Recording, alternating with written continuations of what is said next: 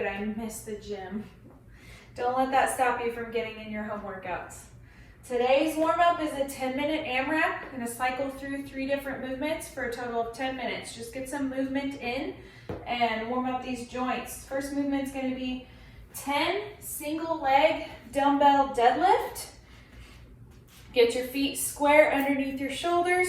You're going to pick up one foot and perform 10 deadlifts with that dumbbell. Then switch sides, 10 on the other side.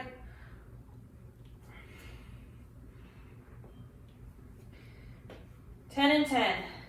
Next is going to be a single arm dumbbell or a kettlebell row, bent over row. So make sure you have something to lean on, nice flat back. Squeeze the shoulder blade, your elbow should come past your ribs here. Make sure you get a nice squeeze at the top. 10 on this arm, and then you're going to switch sides to the other arm as well. 10, what here? This goes in the mailbox. Make sure your kids get the mail for you. Thanks, dude. Next movement, 10 strict tuck ups. You're going to lay all the way back. Begin in a position like a hollow rock, but instead of a hollow position here, you're going to find yourself in a tuck position. Tuck, then back down, tuck, and back down. Kind of like a V-up, but a tuck position instead.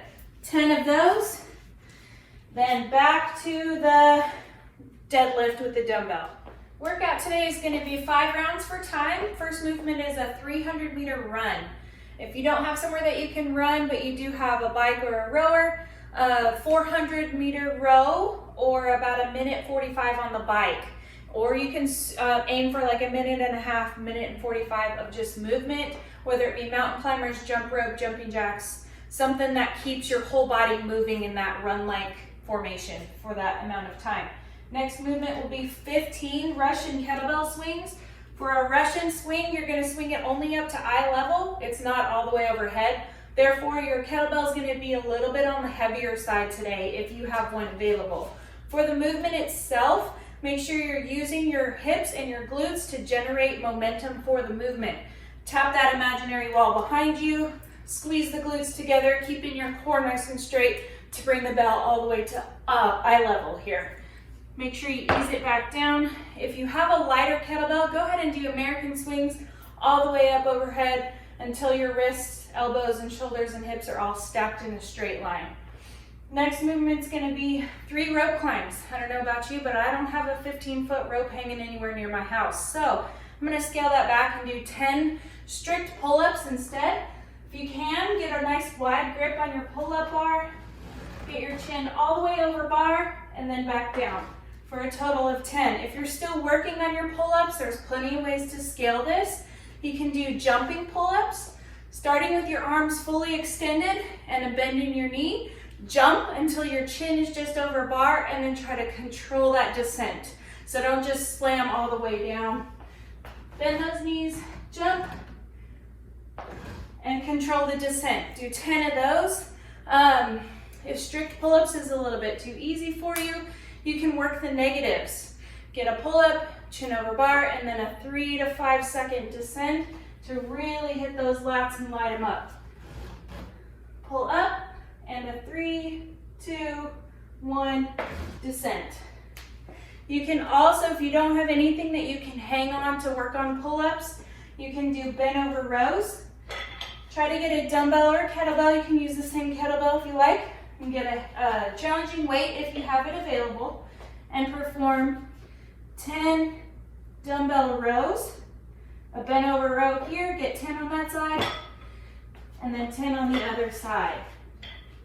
Again, just like the warm-up, make sure your elbow is passing your ribs. Keep your back nice and flat. And lastly today, there is a finisher of 100 glute bridges, not for time. Your setup will be something like this. You're gonna lay all the way flat, bring your heels in close to your glutes. Now, before you raise up, find that hollow position, okay? Make sure there's no arch in your back. You wanna make sure you close any space between your back and the floor. So you're not like this, you wanna push that back into the floor. Now your glutes are contracted Now you can raise all the way up and control it all the way back down. Maintain that hollow position. Don't lose it. So you're not rotating your pelvis back and forth like this. You want to maintain the hollow position and then move up and down. So you're going to really squeeze those glutes and make sure you slow it down. Yes, it's 100, but you want to slow it down to feel the contraction. Now, here's the kicker. For every 20 reps, you're going to take a break from your glute bridges, come back to your pull-up bar and perform 10 chin-ups. You can do jumping chin-ups if you like. You're going to be all the way down, then jump your chin up and come back down.